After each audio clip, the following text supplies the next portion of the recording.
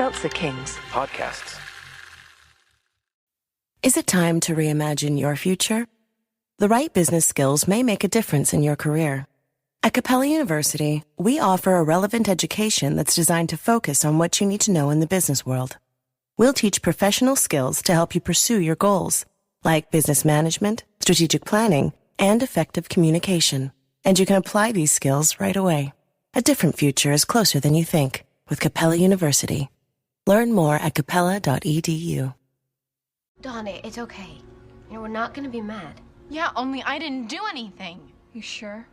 You want me to ask my other self? Don, we're just trying to figure out what's going on. Figure it out yourself. I'm done being talked to like a kid. Well, because, sometimes we do something that seems like a good idea at the time. Like, say, invoke the power of a musical amulet, and turns out, not so much. God! I didn't do anything! I wish I had. I'm glad you're trapped. How else can I get anybody to spend any time with me? Don, if you want us to spend time with you... I don't. Get out. Get out, get out, get out!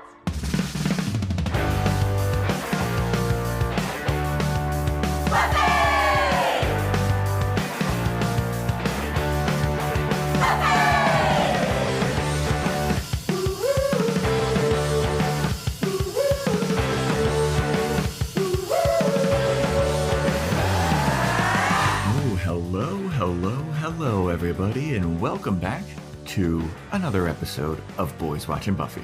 We're just two boys watching every episode of Buffy the Vampire Slayer for the first time, giving our review, our reactions. We're your hosts. I am Joe Welke. I am Vance. And today we're talking about Season 6, Episode 14, Older and Far Away. Directed by Michael Gershman, written by Drew Z. Greenberg. Original air date February 12th, 2002, to an audience of 5.01 million people. And before we get into the episode, we've got to bring in an old friend, Sloppy Joe, for some shout-outs. And I say some, I only mean one. We got an Apple Podcast 5-star rating and review from Jen W. 1585.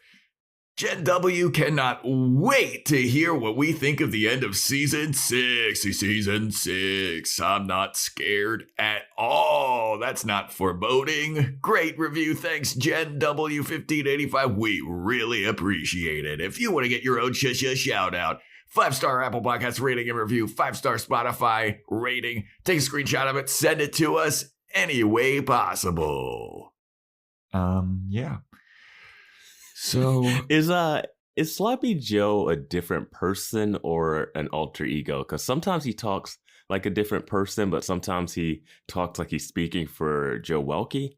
So Sloppy Joe is kind of like Venom, like the symbiote. Okay, he's a we. Yeah. We do it. I just want to be consistent with the mythos of Sloppy Joe. That's very kind of you, Vance. Join our Patreon, patreon.com/Boys Watching Buffy, where we do Boys Watching Angel, Boys Watching Movies, where we are doing Love Actually, which should be released probably this week. This week? Yeah, this week, yeah. And join our Discord. We have a lot of fun, lively conversations there.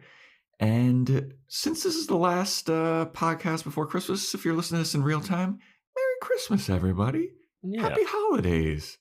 Hanukkah just passed. Hanukkah just ended, kind of. Yeah, would have ended when this, yeah. Yeah. So, happy holidays, everybody. Yeah. And I think that's it. We don't have any other announcements, right? No, let's just dive into this episode that is chock full of stuff. It is a Buffy birthday episode, and whenever you see that, you just gotta clutch your pearls and say, oh no. I wrote uh-oh in my notes when she mentioned her birthday. Yeah. Question, we got our predictions all wrong. Oh yeah. You thought it was Giles. I thought it was Buffy's dad. Mm-hmm. I thought Ethan Rain was a wild card. Yeah, I still don't get the older and far away title. Well, because Buffy is older now, and she's far away and I guess in Dawn's mind, she's not close to Dawn. This is a Dawn episode, everyone, so Yeah, buckle up. I don't know what the fandom actually thinks of Dawn. I feel like they're kind of split. The people that I know, like my one friend that's like a Buffy fanatic, she fucking hates Dawn. Yeah, see, I would think if you're watching this show and you were, say you were a teenager, right? Mm-hmm. You would relate to Buffy. Yeah. And then Dawn comes along. And I think it would be hard for you to side with Dawn over Buffy at any point. Yeah. Yeah. I mean, we also were with Buffy for 4 seasons before Dawn got introduced as a imaginary character. Yeah. Made up fake bullshit. Exactly. So it's like we don't have that connection. We didn't ever grow with Dawn. We grew with Buffy. We know her strife and struggle. And Dawn being thrust into this storyline and then being just the most whiny, annoying, inconsistent little bitch. It's hard to... It's a combination of the whininess and the inconsistency. Yeah. Like we'll talk about it as we go through, but it's... Well, I mean, we talked about it last episode. I know. she didn't want Buffy to go away. She was mad if Buffy was going away, and then Buffy's like, I'm going to be here. Don't worry, I'm not going anywhere. And then she was pissed again. It's just like, dude. Hey, I just want to sit home and watch movies with Dawn. Oh, sorry. I'm going to Janice's place. Oh, Buffy, you're never here. Something that we did bring up last episode does get talked about and heavily dealt with in this episode. Because I remember us talking about how like Buffy, Dawn, like has never had to really deal with anything. And she is like a 10-year-old. And I was like, this would be the time for her to really ramp up her kleptomania. Yeah. Like, how come that like never happened? Like nobody ever talked about that. And boy, does this episode get into that. And I think we're done with it too. That's also a thing. Yeah. So let's get into it. This episode, since we're in the recap era, let me open up my due energy here. Vance is out. This is my last one.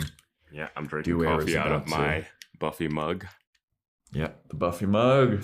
Amazon wish list. There's some more dues if you like the sound of us popping cans on the podcast. Little Christmas present for the boys.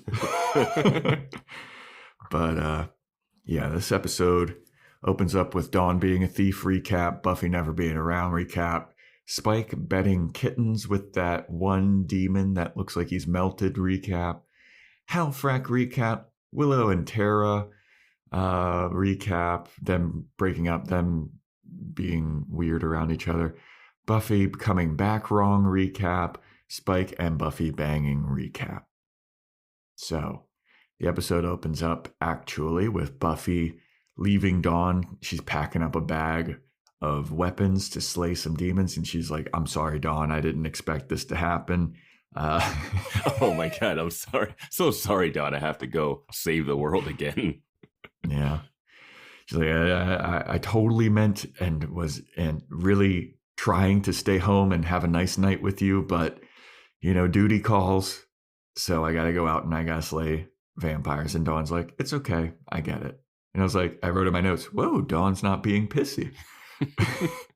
She seems kind of understanding about it this time for whatever reason. But yeah, Dawn's like, it's okay, don't worry about it. I know this is your calling.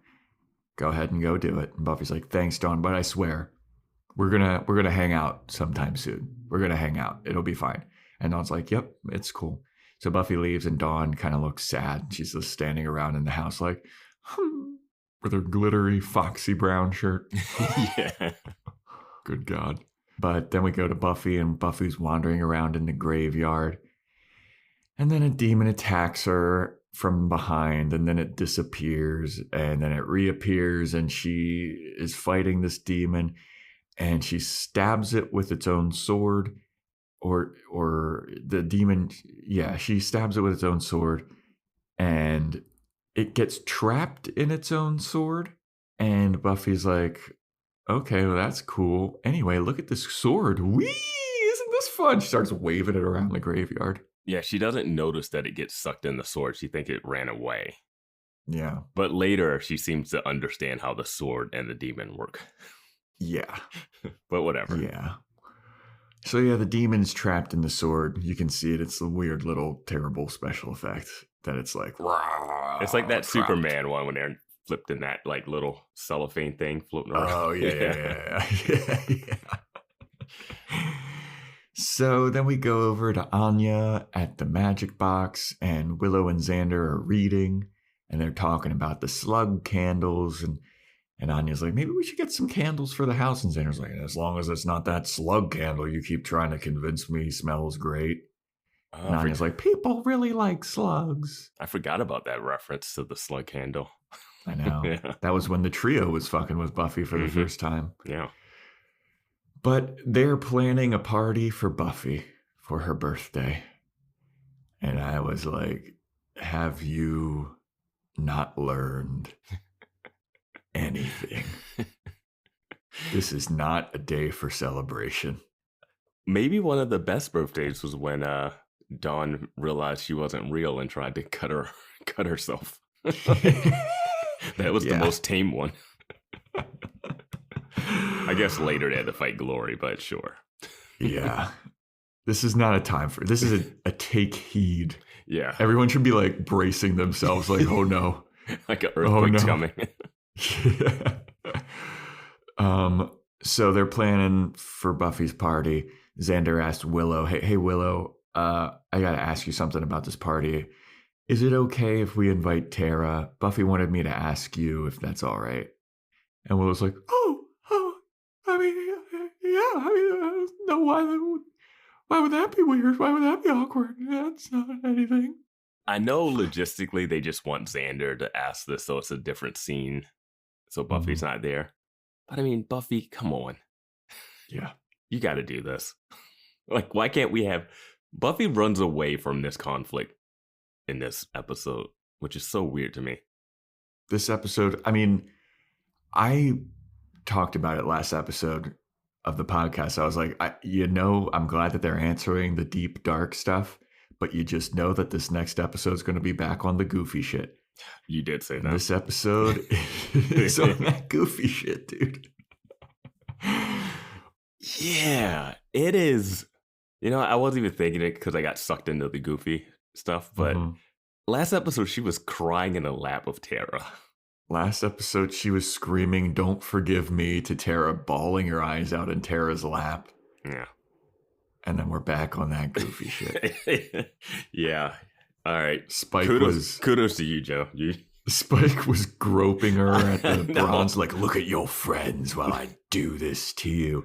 Warren murdered a lady. Yeah. They did reference in the scene. Oh, any word about Warren? Huh, once the nurse go into hiding, they really go into hiding. Oh, right. Okay. I guess that absolves. Let's celebrate Buffy's birthday. Yeah. Yeah, so Dawn shows up, and they talk about the trio. There's no new updates. They're in hiding. And Dawn's like, all right, well, does anybody want to go shopping for presents? I'm about to hit the mall and get some presents for Buffy. And Willow's like, I can't. I got to go to Spellcasters Anonymous. Magic is a reference for addiction.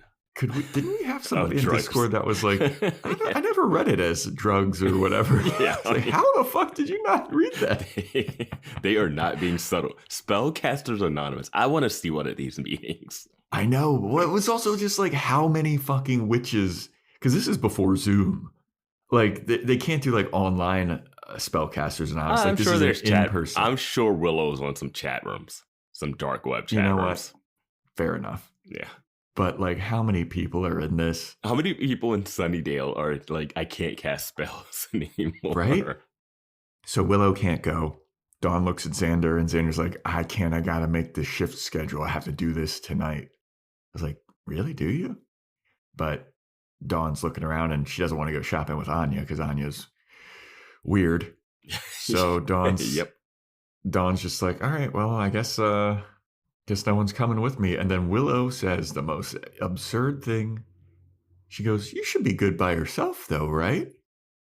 And I was like, do you know nothing about this show? It's nighttime. It's nighttime, and it's dawn. Dawn, the person that Buffy made a joke, oh, Dawn's in trouble, must be Tuesday. Like, Dawn is perpetually the damsel in distress. Well, they give Willow the audience surrogate lines of, you should be okay by yourself, right? And then later she has a line like, I forget, when we get to it, there's another line that really like drives the needle deep into like Dawn's heart of like loneliness. And it's just like so it's like, oh, there's other places we'd rather be. We all have places we'd rather be. It's like, you don't have to say it that way. Like half of you are talking about going to work. It's not like. But yeah, so Dawn's gonna go off to the mall by herself, but she's real sad about it. She's like, yeah, okay, yeah, I guess I am good by myself. Remember when Glory kidnapped me? Remember when Spike kidnapped me? Remember when every manner of demon has kidnapped me? But yeah, I'm good on my own. I think I would enjoy it more if she was worried about being hurt or something, but she's not. She's just like, oh, I got to do this by myself. Yeah. Yet, the show gave Xander and Willow valid excuses for why they can't go right now. Yeah. Xander has to do something for work tomorrow, and Willow, who broke your arm due to her magic addiction, is going to an anonymous class, right? So, like, she's going to Magic AA. I'm sorry. Like, what do you, like, at that point, you got to be like, okay, why don't I call up Janice? Why don't I call up anybody at the school? Like, you're a teenage girl. Well, it's crazy to me that she was asking them to come with her based on what we see in the next scene.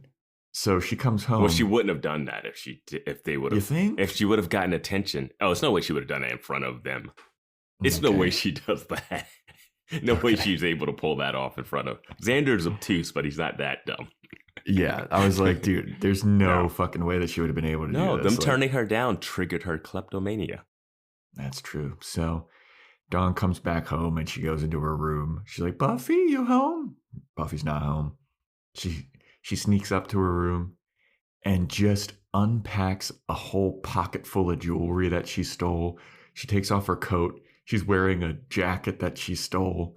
And I was just like, God damn, how did nobody notice the jet? Like, that's a big item. And it had as we see later, it still had the security tag. She's good, man. She is good. I know. I'm sure they were like, whatever, man. As long as you're not a demon, take it. I mean, there's got to be some kind of way that they're going to utilize this in like a big boss battle later on. I thought it was going to happen at the end, actually. But I was like, if it does, it's weird because physically they're not even in the same space close enough to do it. Dawn's gonna be like an Assassin's Creed like pickpocket. Yeah. She's gonna be like the dude from The Mummy. The brother, yeah. I thought we were gonna get one of those moves. Yeah. So Dawn unloads a bunch of stuff that she stole, and I was like, God damn, that's a lot of stuff that she stole. So then it's the next day in school, and Dawn's, she's in class. She doesn't seem to be really paying too much attention. And then somebody walks into her classroom and gives her teacher a note, and the teacher's like, Dawn, you've been called to the guidance counselor office. And Dawn's like, huh, okay, yeah, sure. So she goes to the guidance counselor office, and the counselor is new, and she's like, hey, look, I just have been hearing a lot of things about you, and I wanted to let you know, like, I'm here to talk to, if you need to talk about anything. I know that your mom died, and I know that you've been dealing with a lot of loss, but I have to let you know that your grades are slipping, and we're concerned about you. Get over your mom's death and get back to schooling. And I'm here to look out for you, and you can tell me anything. And Dawn's like, it's all right. No, I'm good. And the lady's like, you sure? You sure about that? You sure about that? Dawn's like, yeah, I mean, I'm okay, I guess. And then the lady's like, all right. You can tell me anything. And then Dawn says that she's sad that people keep going away and that she wishes that she could make them stop going away. And the guidance counselor is like, right on. You said the magic fucking word. I love it. Yep. I did not clock this at all. I did not see where this was going. Yeah. I didn't predict this at all. I was like, oh, okay, well, whatever. This guidance counselor's a little creepy, but whatever. So then we go back to the Summers household, and Xander and Anya are making some finger sandwiches for Buffy's party, and Buffy's there, and she's like, oh yeah, I invited my friend from work, and Anya's like, friend from work? You can make friends? Yeah, right. And Buffy's like, I can make friends. Her name is Sophie. And Anya's like, oh yeah, you good friends, huh? What's her last name? And Buffy's like, all right, we're not that good of friends, but I can make friends, and I invited her, so deal with it. And then Xander and Anya are like, well, we also invited somebody that's not in the immediate friend group. We invited this guy. It's not a setup, but he's a cute guy, and he's very personable, and he works with Xander, and he's normal. But this is not a setup, except that Anya's like, yeah, but if it does happen to work out that you guys start going out, it'd be really nice to have somebody to go on double dates with, so I don't have to just fucking talk to Xander all the time, and we could go out and hang out with people. Anya is at 110 this episode. Yes, she is. And she does make some good points at certain points where you're like, I see your argument. I see your argument. Your tone is a little questionable. Yes. But so Buffy starts to feel a little bit awkward now that she knows that she's being set up, and the doorbell rings, and it's Tara. And Buffy opens the door. She's like, Tara, hey, how's it going? And Tara's like, it's great. Happy birthday. Hey, how are you doing? And Buffy's like, I'm way better than the last time you saw me. Basically, she's like, I'm doing great. I was like, bullshit, dude. Why? What has changed? Right? Like, she was just sobbing in her lap. Yeah. But yeah, so Tara's like looking around. She's like, is Willow here? And Buffy's like, yeah, she's upstairs. She's getting ready. And then you go upstairs and you see Willow. Willow knows that Tara's going to be at this party, so she puts on her best pilgrim pirate outfit. Her best sparkly pirate puffy shirt. And she comes downstairs. Before that, though, Tara does say, is Spike coming? And Buffy's like, no. He's all chippy and all, but still, whatever. Yeah, he doesn't play well with others. Yeah. And I was just like, oh, so you guys can just joke about that now. All right. Yeah. Buffy has moved past this so fast. Yeah. So, yeah, Willow comes downstairs as Buffy's talking to Tara, and Willow's like, oh, Tara, hi. And Tara's like, Willow, hi, you look good. And Willow's like, oh, thank you. And Buffy's like, I'm going to leave. I'll leave you two alone to talk together. Dude, what is Buffy's deal? Like, why she knows that Tara and Willow have an awkwardness together. Yeah. Yet she won't stay there to just kind of make it less awkward. She just, her sprinting off made it more awkward. It was like, oh, gotta go. Well, it was like she was trying to set them up again, but it's like no one has talked about, she forgave Willow for wiping Tara's memory so fast. And Tara is reacting as if she didn't just see Willow last episode when she came out of the magic shop. She sees her and she's like, yeah. It's like, yeah, guys. How are you? Oh, I'm good. How are you? Oh, hi. Yeah. And at this point, it has been months since their breakup. Yeah. It has been months. Yeah, because last episode, Willow talks about how she's been off the magic for 32 days. Yeah. So this episode, it's got to be at least a little bit later. Yeah, off the magic for 32 days. Dawn's arm healed really quick. Normally it's a 6-week thing. Yeah, man. But yeah, they're awkward and they're, oh yeah, you look really good. And Willow's like, yeah, so do you. And they're like, yeah, is this a new top? Yeah, oh yeah, I just got it. Oh yeah. So Buffy goes back into the kitchen and Spike shows up with his card playing demon friend, who we now know is named Clement. Call me Clem. Very jovial guy, very nice. Yeah. And Buffy's like, what the hell are you doing here? And Spike's like, oh yeah, Willow told me that you're having a little shindig, so the more the merrier, huh? I invited Clem, the card playing guy. Willow invited him. Oh yeah. No, I'm saying Willow invited him? Are you saying Willow invited him? That's crazy. Come on, Willow. What are you doing? Yeah. What are you doing? Yeah. We're asking you about Tara. You're not going to ask about Spike, even if you know they're hooking up or not. If you're inviting a vampire to someone's birthday party, maybe. Does Willow like Spike? Like, do they like Spike? Like, I know that Willow, Xander doesn't like Willow's Spike. job is to tell all the vampires in Buffy's life about Buffy. cross series. Like, she texts Angel every day about what's going on with Buffy, probably. So, yeah. So Spike's there. He's like, yeah, the more the merrier. And then Buffy's like, and then Xander shows up with his buddy Richard. And he's like, Buffy, this is Richard, the guy that I was telling you about. And I wrote in my notes, Richard is a handsome, regular guy. Which means murderer, rapist, secret witch, demon. Yep. Who knows in Sunnydale? So Buffy's like, oh, hi, nice to meet you. And Richard keeps looking over his shoulder at Clem, who is a crazy looking melted demon. And Richard does not react at all for a good while until Buffy's like, oh, let me show you around. And they're walking away. And then Richard's like, hey, what's up with that guy? And Buffy's like, oh, that's a skin condition. We don't really like to talk about it. And I was like, get the fuck out of here. I wrote in my note, everyone in Sunnydale is just numb to stuff like this. Like, he walks into the kitchen and didn't just immediately jump backwards in horror. Yeah. It's so crazy, dude. Like, that guy looks so insane. And he's wearing old timey old he probably went to the store to get the surf. He probably went to the store to get the 6-pack with Spike, and no one even looked twice at him. Yeah. And I mean, just his clothes are weird. Like, if you just saw a regular looking guy in those clothes, you'd be like, what's up with that guy? But Richard's just like, that guy looks kind of funny. That's a skin condition. That's why he has those giant floppy ears and red eyes. But yeah, Buffy has to go show Richard where to park. So they leave and Spike is kind of jealous. And so he's like, who the fuck is that guy?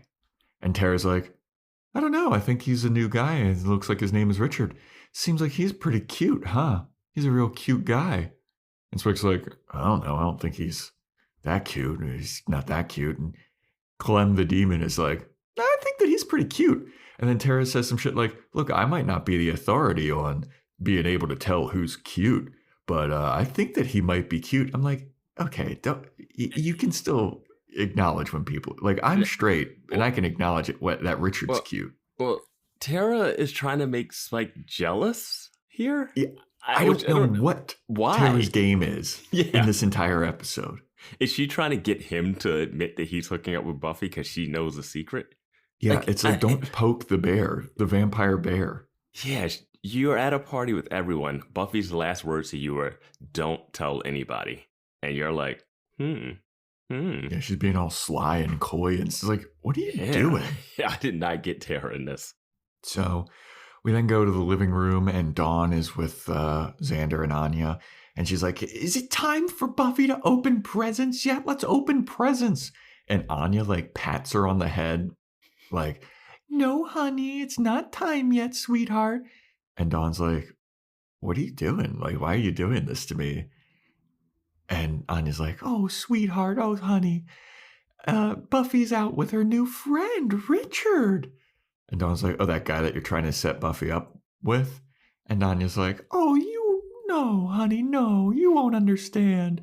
And Dawn's like, dude, I'm a teenager. I'm not fucking 9 or 10 or how I've been acting the last several episodes. She was like, I was there when you said you were setting her up. I know. Oh, yeah. I was in the room, idiot. Yeah. And then Dawn says she's in high school. And I was like, she doesn't act like it. Yeah. So then Buffy comes back in and Spike corners her. And he's like, oh, happy birthday, pet. You want to blow out my candles? And Buffy's like, Spike, stop it. Everybody's here. She was just bawling her eyes out. Yeah. Spike, you minx, stop this. No, let's just do it when they all go to sleep. And we can do it while we watch them. Yeah. And Spike's like, whoa, what? You're going to go hang out with that fucking little new boy toy Richard, you little boyfriend? And Buffy's like, what? Are you jealous? Are you jealous of Richard? Maybe I'll go blow his candles out. And Spike's like, you would never. And Buffy's like, you never know how the night will end up. And I was just like, what is this coyness? What is this? She walks away and Spike's like, think he'll take you out on his 10 speed? Yeah, I thought it was funny.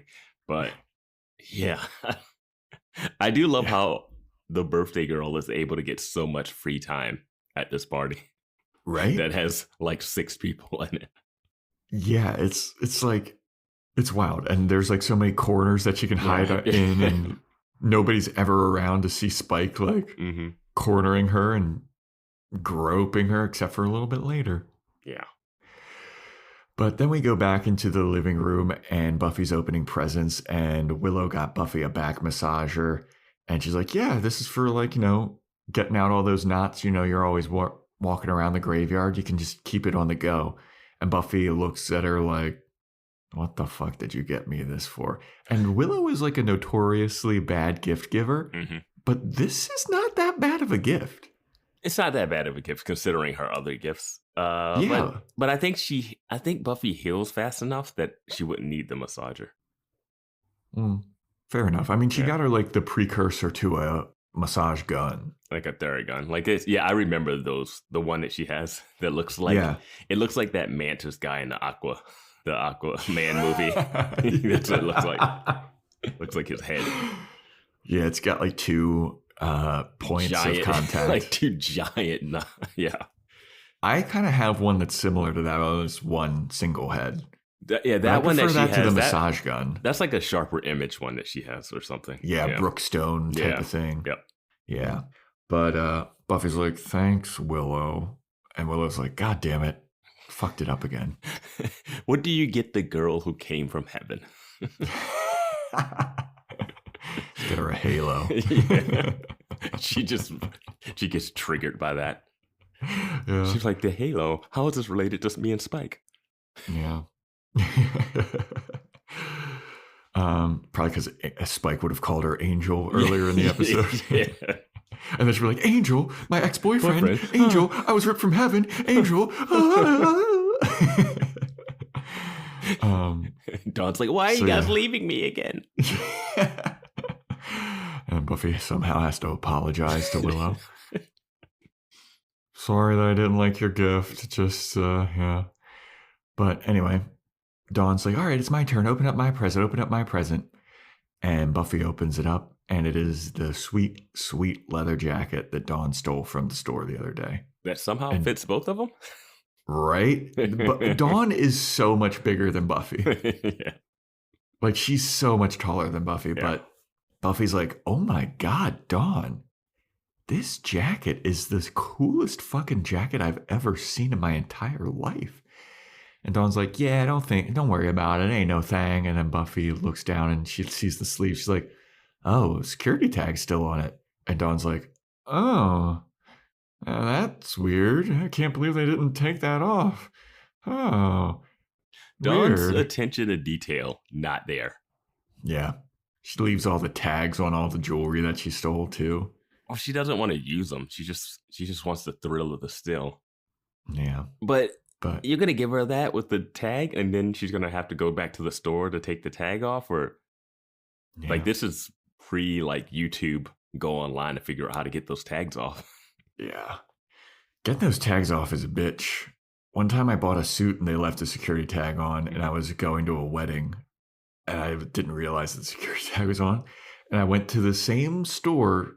It was like a different location, and they had a completely different security tag thing. Oh, they're like, we can't take this off. I was like, what the fuck? It was a bunch of bullshit. Anyway, so Buffy's like, thanks, Dawn. That was really great. Your security tag's still on it. I'm going to be beeping and ringing every store I go into, but that's a really cool jacket. And then Xander's like, all right, check out my gift.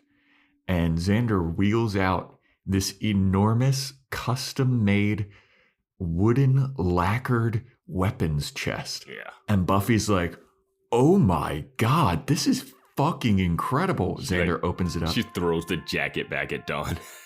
Yeah, and Dawn's like, oh.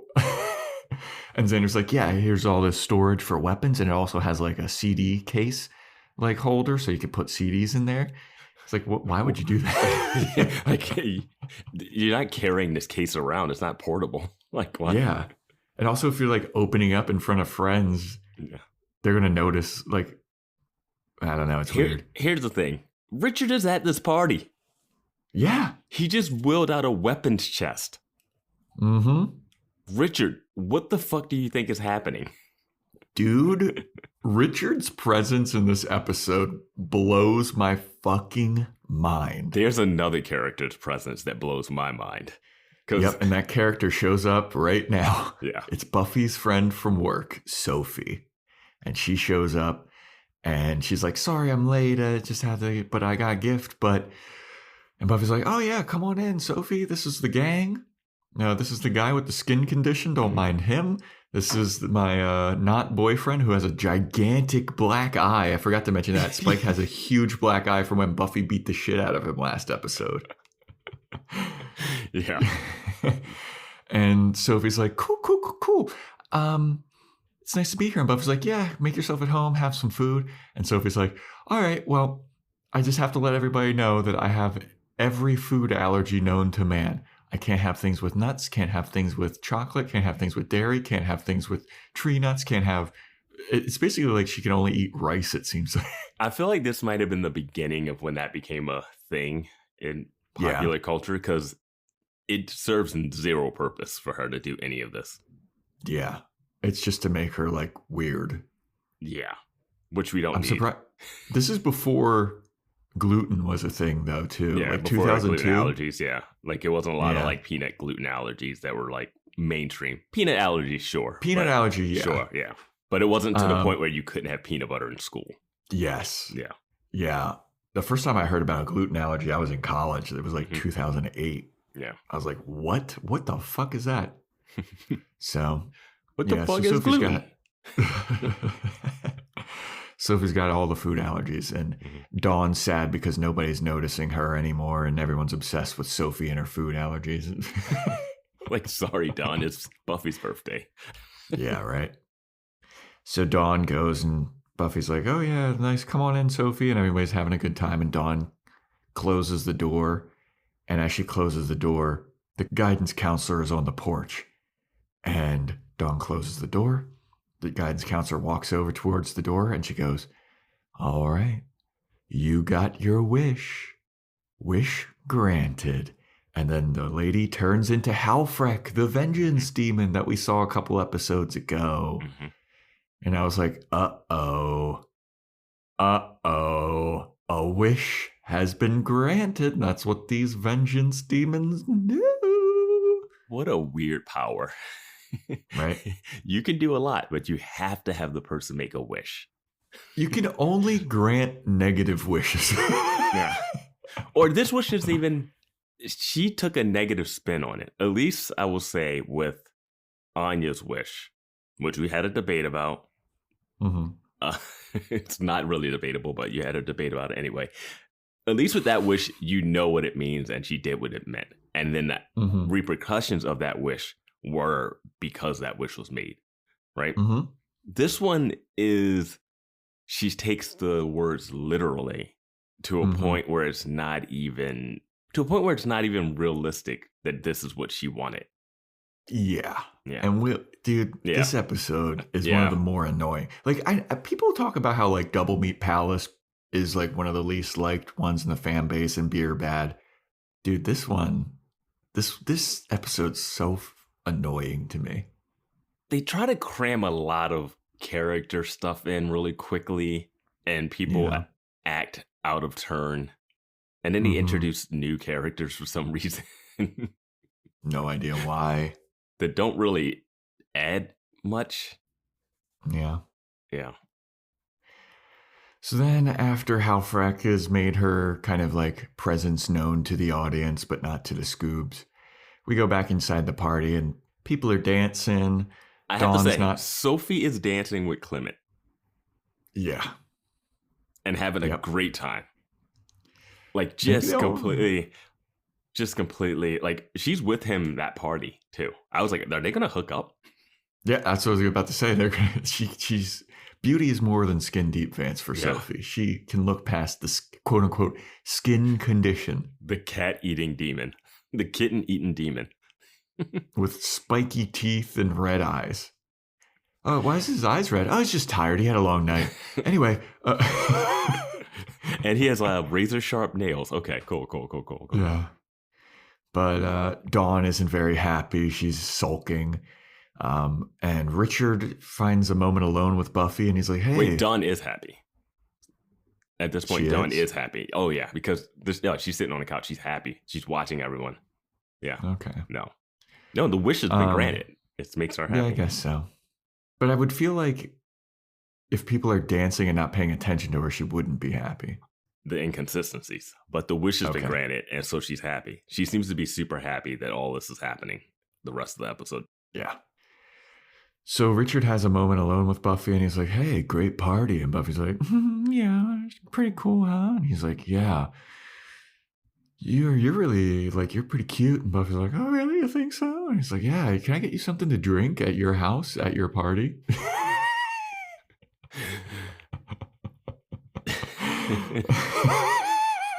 Hey, man, pick up lines at house parties, I guess.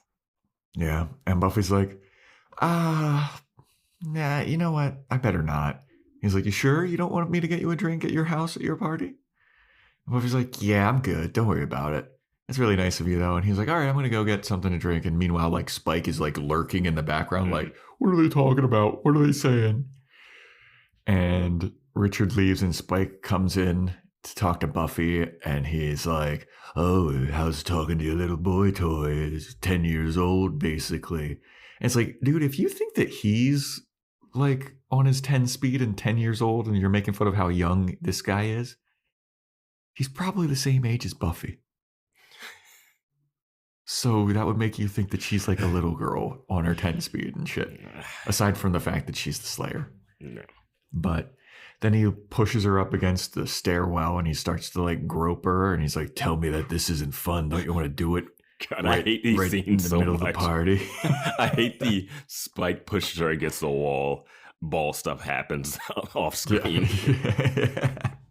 And Buffy's like, Spike, we can't do this in front of everybody. And Spike's like, I don't see anybody around.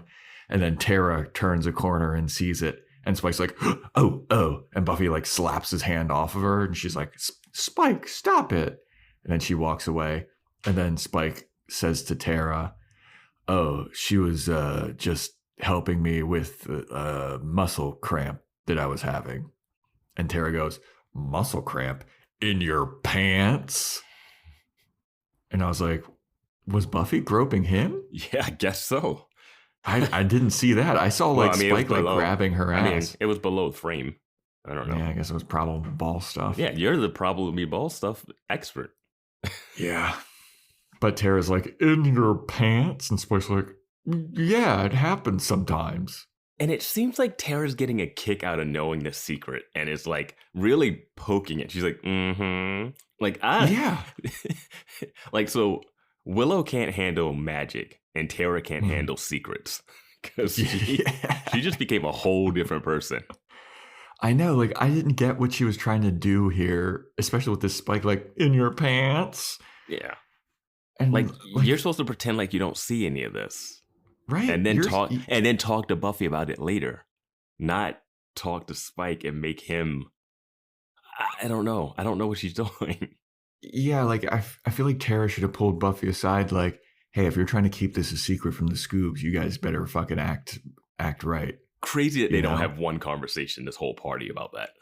Yeah, it's just Tara like raising her eyebrows like, I know what you two are up to. Tell me how that vampire dick work, girl. But when she was like, muscle cramp in your pants, I was like, you're supposed to act like you didn't see this. Right? I don't know. Yeah. So then the Scoobs, they have a little meeting about how they need to get beer. They need somebody to go on a beer run. Sophie can't have beer because she's allergic to wheat. And Willow's like, I guess I gotta be the one to go out and get beer. And they're like, yeah, you guess so. And she like kind of slams her head on the table and she's like, I don't want to go though. I don't want to go. They spend a lot of time in like the living room and the dining room. Parties are kitchen centric at houses. You think so? A lot of the time. There's a lot of at house parties. There's so much gathering at the kitchen. They're never in the kitchen. Especially living room. Especially the way their kitchen's set up too. Like all the snacks are on that table. They have the island. Yeah, they got that table in the corner too. Like the kitchen would see a lot more action. Yeah. So then we go over to the Scoobs and they're playing Monopoly. It's Dawn, Anya, Willow, and Richard and Buffy playing Monopoly. And then all of the ne'er-do-wells are playing poker. And it's Spike, Clem, Tara, Xander. And Clem is like... We're so specific on this little scene. Well, Clem is like, this isn't as fun without the kittens. And Richard overhears that and he's like, kittens? And Buffy's like, yeah, he's kind of a weird guy. Don't worry about it. Like, not weirder than us breaking out Monopoly and poker at this late. And then Dawn's like, and Anya's like, oh, come on, let's keep playing Monopoly. I want to bankrupt somebody. And Richard's like, I mean, we've been playing for 2.5 hours. We might as well keep going. And I was like, God damn, Monopoly sucks so much ass, dude.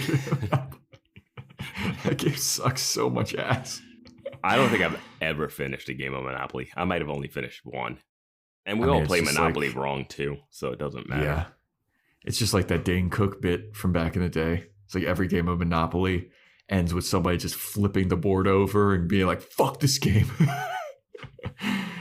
But Dawn's super stoked. She's like, you know what? It's like 2 a.m. We might as well just have a slumber party. Slumber party? And Buffy's like, no, I don't think we should. And then she's like, well, I guess it is 2 a.m. We might as well just fucking do it. And then Spike's like, from across the room, says, I can think of a few things we could do to stay up all night. And then I forget what Tara says to Spike, but she cock blocks him. Yeah. She's like, oh, maybe something about like his injury or massage. She does something like. Yeah. She's like, maybe she could massage your muscle spasm some more or something like that. Yeah. It's something. And Spike gives her a look like. It's something very catty that she's really. Tara's like living in this whole different world. Yeah. I remember last episode, I was like, I'm starting to like Tara in this like therapist, I can be your confidant space. Well, she doesn't talk to Buffy at all. I don't like her in this episode. Like she just lost all of that goodwill for me. I don't know what her angle is. It's not like she's not even running interference. That's what she should be doing. She should be running interference so that Buffy can hook up with a normal person. Instead, she's like prodding Spike to get more aggressive with Buffy by being like, yeah, he's cute. Oh, I think Buffy likes him. What do you think you're going to do? Oh, are you guys flirt? Like, I don't get it. Yeah, run interference. Keep him away from Buffy. It's like she's trying to like tease him into confessing his feelings for Buffy. So that the Scoobies all find out at Buffy's birthday party? Yeah, I didn't know what her game was, dude. Yeah. Like, I just don't get it. And she's being so coy and like, I know something you don't know. It was so weird. Yeah, and it doesn't really get resolved either. It's not even like there's a moment later where Spike says, you know, don't you? Because everyone should know because I'm grouping her in the front of people. And also I told everyone that I love Buffy. So now it's the next morning. Everybody's still there. Richard and Xander are like, we should probably go. We got to get to work. And they're like, yeah. And then Richard's like, I really want to go, but for some reason, I can't leave. Like, I can't leave. And then Spike like vaguely threatens Richard. He's like, maybe you should go, little boy. Don't want to miss breakfast. I always hated skipping breakfast. So maybe I'll just feast on whatever's around here. And Buffy pulls Spike aside. She's like, Richard is like, is slow on the uptake, man. Because Spike goes on a long tangent about breakfast and how he missed eating it. And then Buffy has to cover like, oh, but your new diet, right? Your new diet is why you can't eat breakfast, right? Please don't reveal that you're a vampire and that other guy's a giant kitten-eating demon. Yeah. And Buffy like pulls Spike aside. She's like, you have to stop. You got to stop. And then Spike's like, what are you talking about? What are you doing that for? And Buffy's like, she says something about like, call me insane, or maybe I'm insane, but I forget what she says. Yeah, I was hoping that you had this because I didn't go back to this one. I went back to a lot of stuff in this episode, but I did not go back to this. And my notes basically was like, he calls her insane. She yells at him about, we don't joke about eating people in this house. Yeah, and then he's like, you know what? Maybe I'm insane. Actually, you know what? I'm not insane. You're insane. And Buffy's like, just leave, Spike. And he's like, can't. It's daylight. And Buffy's like, And then we go over to the kitchen and Willow and Tara have a moment to talk. And they also echo the sentiments of, you know, oh, this was a fun party. Oh, this was nice. You look really good. It's good that you're not doing magic. Oh, yeah, it's good that you're still doing magic. And it's nice to see you. And then they also have the same conversation. It's like, you know, I really have to go. I have class. But I just, for some reason, I can't leave. I feel like I can't leave. And they're like, huh. Oh, and then this is where Spike is like, I can't leave because it's daylight. And then Buffy's like, all right, well, fine. If you can't go, I'll leave. And then Buffy tries to leave and she can't leave. And she's like, I can't move. Where was Buffy going to go? No idea. She's leaving the party with all the people inside. Yeah. Yeah. But she's like, I can't move. I'm trying my best to go towards the door, but I can't move. And then Spike's like, huh. Yeah, I can't either. All right, something's weird going on here. And then everybody has a powwow. And when I say everybody, I mean just the Scoobs. Mm-hmm. Where the fuck did Sophie, Richard, and Clem go during this scene? Yeah. And wouldn't they find it weird if they were like, hey, we're going to have a little secret meeting. You guys all just stay in the kitchen. Yeah, and Richard knows Xander, so he's got to be like, what the fuck is going on, man? Yeah. It's like his buddy from work or whatever. Mm-hmm. Completely replaced that other guy. What was his name? Tito. Tito. I think, yeah. So they all have a little powwow and they're like, yeah, none of us can leave. We're trapped in the house. And they're like, well, what if we all try to leave? Like all of us all at once. Let's try to like overpower this. If we're all trying to leave, maybe it like we'll short circuit this spell or something and one of us can leave. And they all try to get up and leave and they can't. And they're all like, dude, this fucking sucks. We have shit to do. Oh, Sophie is there too. You're right. No. Sophie is there. And Anya's like, fuck, dude. Like, I gotta open the magic box. Xander is like, I gotta go to fucking work. And Sophie's like, I gotta go to Double Meat Palace. I don't really care. Wait, you know what? Actually, I don't really give a fuck about that. Actually, it might be better that I'm here. Never mind. Hey, it's me, the Quenchies. I'm that late afternoon craving you just can't shake. Wait, what's that? Welch's Grape Aid? No! Made with real fruit and no added sugar, nothing answers the call of the Quenchies like Grape Aid. Got the Quenchies? Grab a Grape Aid in your juice aisle. Curious about how you can achieve smooth, natural-looking, long-lasting filler results? The Juvederm collection of fillers has 6 unique gel fillers that add subtle volume and are designed for different needs in specific areas of the face, like lips, cheeks, chin, smile lines, under eyes, and jawline. Ask your licensed specialist for a full face assessment today and download the Alle app, that's ALLE, the official loyalty program of Juvederm, to save on treatments and get a look that's true to you. For important safety information and to find a licensed specialist, visit Juvederm.com. That's JUVEDERM.com. Not for people with severe allergic reactions, allergies to lidocaine, or the proteins used in Juvederm. Common side effects include injection site redness, swelling, pain, tenderness, firmness, lumps, bumps, bruising, discoloration, or itching. There's a risk of unintentional injection into a blood vessel, which can cause vision abnormalities, blindness, stroke, temporary scabs, or scarring. Talk to a licensed specialist to find out if it's right for you. Meanwhile, Dawn is like, Oh, so everybody wants to leave? Everybody wants to leave Dawn all by herself again. It's just like structured wrong. It's not that people want to leave Dawn. They all have things they actually have to do. They literally Dawn, just stated that I have class. I have class. I have work. I got to open the shop. I got all this shit to do. It's no way Willow has class and you don't have school. It's no way. Right? I wrote down the quote. Dawn says, "Oh yeah, being stuck here with me would really suck, right?" And then Dawn just storms off. and I love, like, right before that, I think either Willow or Buffy says, "We all have places that we'd rather be." And I'm like, not Sophie. Sophie just said she didn't want to leave. Willow says, like, hey, it's not you, Dawn. Like, it's just we all have more important things to do. Oh yeah. And then Dawn storms off, goes up into a room, and then like everybody goes into Dawn's room. Like all the Scoobies are there, and they're like, Buffy comes in and she's all sweet voiced. Mm-hmm. "Hey, Dawnie, did you do something?" And Dawn's like, "What? What do you mean? Did I do something? I didn't do anything."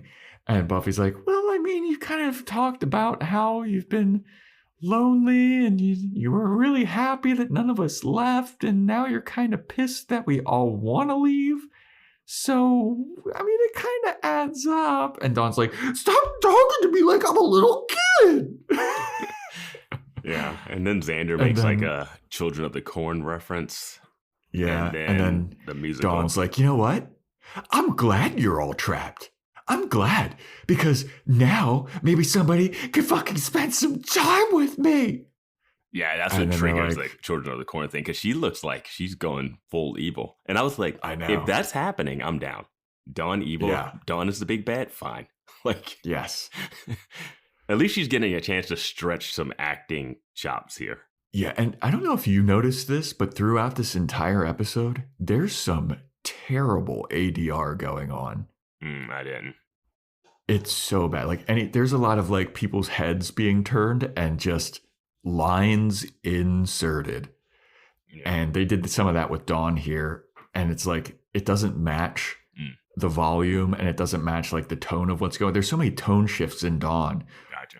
In this, but then everyone's like, "Dawn, I'm sorry, like that we're, suspecting you, but," and then Xander's like, "Yeah, look, dude, like we wouldn't blame you. Like we all have had a thing where we think a spell is a good idea. For instance, when I thought that a musical, fun, time dancey demon would be fun, and it turned out to not be fun. And like nobody's like, no one got mad at me for that, so they're not gonna get mad at you." Yeah, exactly.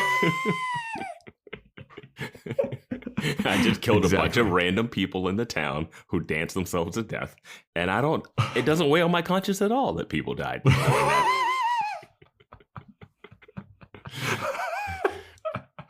It's insane, dude. It's insane that he's like, "Look, I did it. Nobody got mad at me." Willow's like, I broke your arm. You still love me. Yeah. It's only annoying if Buffy does something. Yeah. If Buffy's acting up, we all get pissed. Yeah. But then Dawn is like, "You know what? We don't want to gang up on you, Dawn. We want to gang up on Buffy. So can you make this about Buffy?" And then Dawn she flips her lid. She's just like, "Get out. Get out, get out, get out, get out, get out." And everyone's like, "Oh, screaming teenager, we got to leave."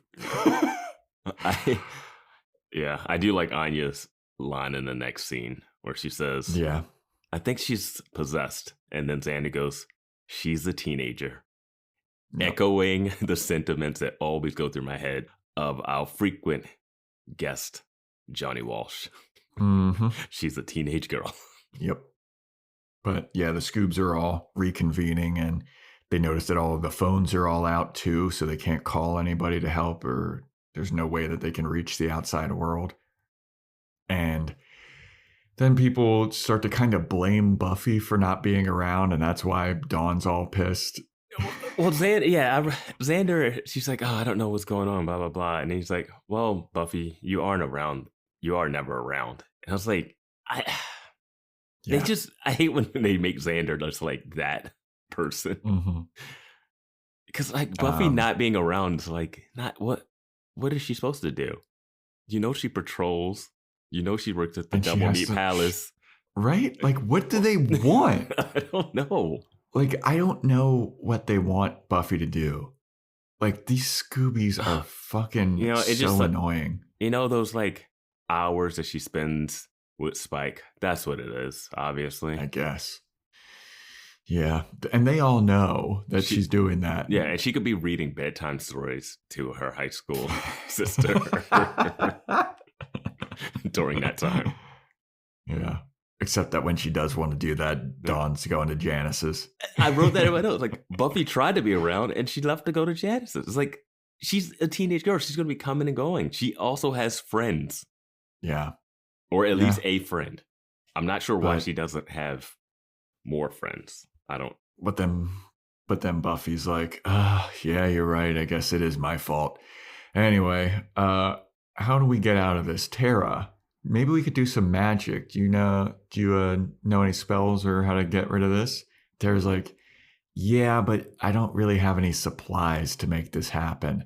And then we have a nice little zoom in on Willow.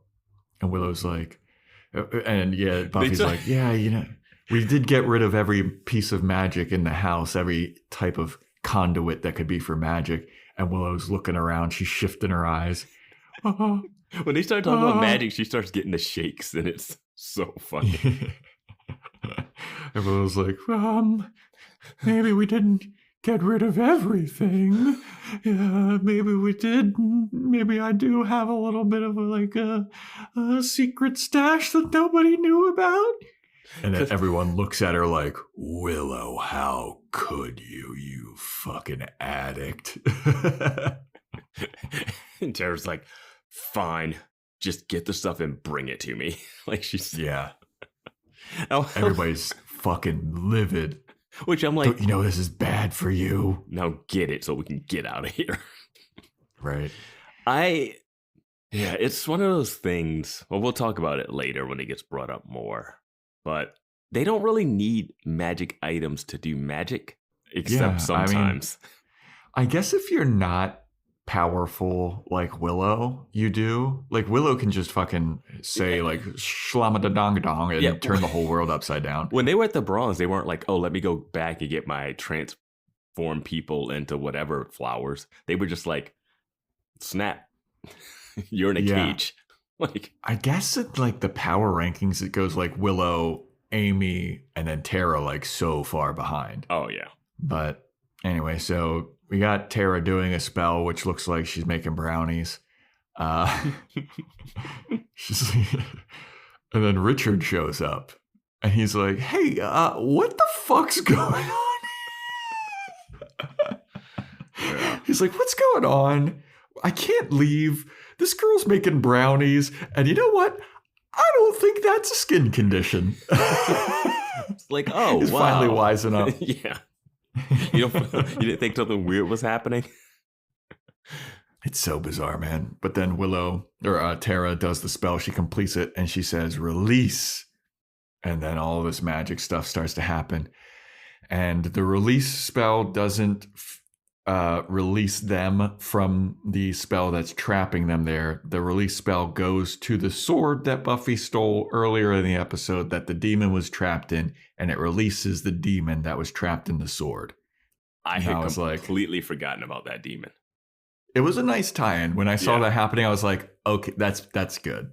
Yeah, because at first I was like, oh, he's definitely going to come back in. But then so much craziness happened in the episode, I completely forgot about the demon and the sword. And is this sword just lying in the kitchen?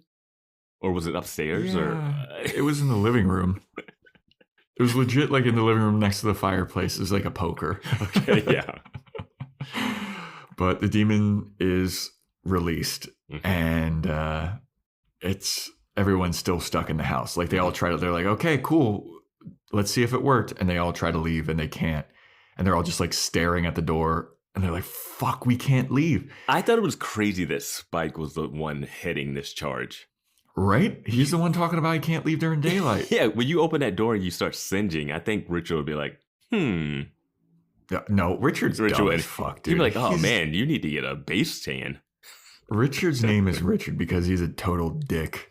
He's fucking... They don't give him anything to do. Like, it's nothing fun for him to do this whole episode. Well, there's just about to be something fun for him to do because the demon attacks and he gets stabbed.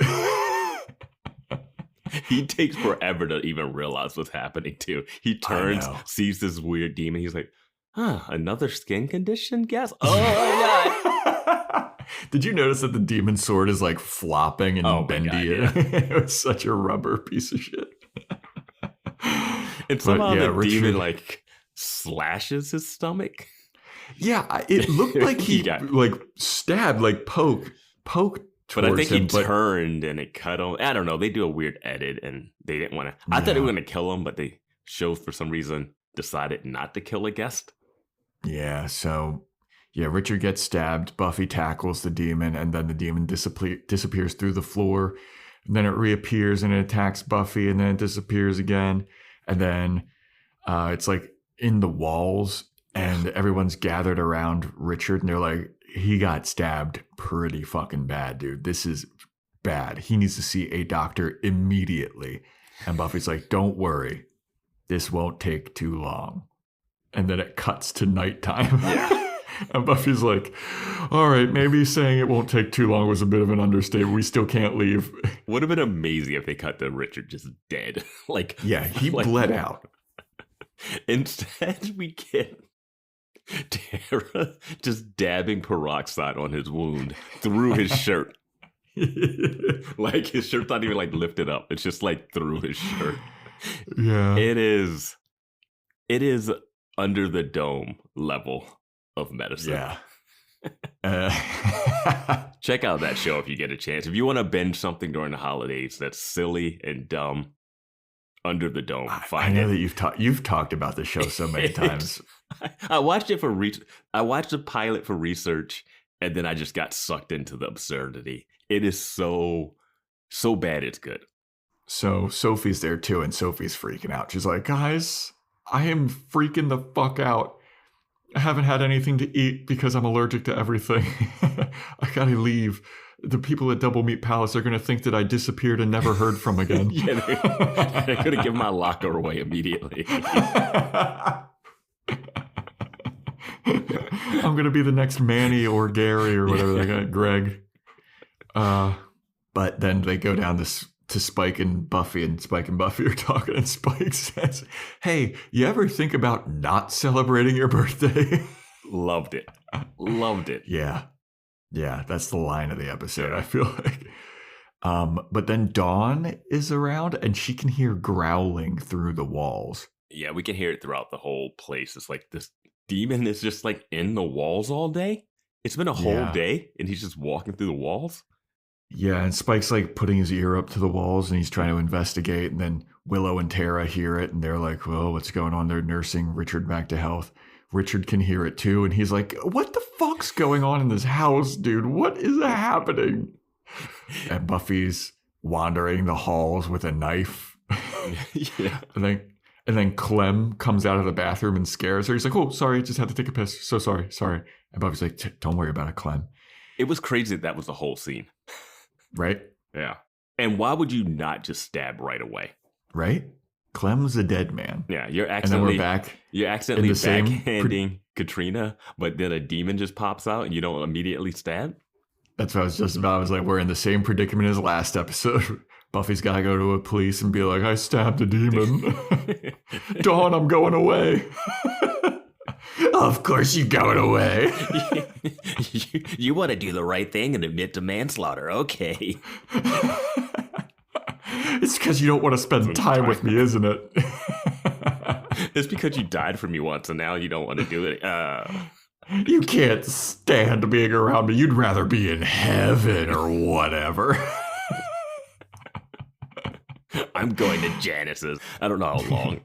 I'm going to the mall again. Don't worry, I'll go to the mall by myself and back home by myself at night. I don't need supervision. I'm a teenager, you know. Turns around, kidnapped by 3 dummies. Yeah. Getting turned into the demon queen or whatever. Jesus Christ. So then we go over to Xander and Anya. They're in a room alone together, and Anya's like, I feel so hot. Is it hot? Did somebody turn on the heat? And Xander's like, no, don't worry, Anya. Everything's fine. And Anya's like, that guy Richard, he's going to fucking die. We're all trapped in here. We're going to have to watch that guy die. This is so fucked up. I feel trapped like an animal. I can't breathe. And she starts to like take her clothes off.